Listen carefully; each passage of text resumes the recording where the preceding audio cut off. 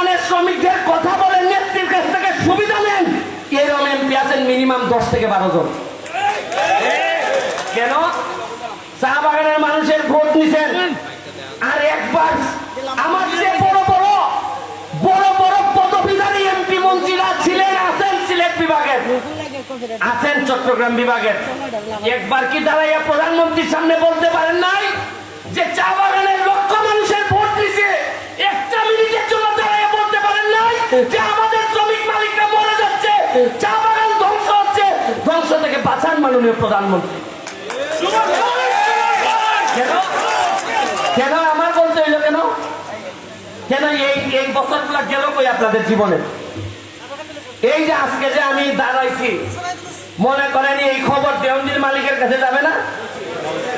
দেওয়ানজির মালিক এরা ফোন করে কইব যে এ কিন্তু সেক্টরে বউ,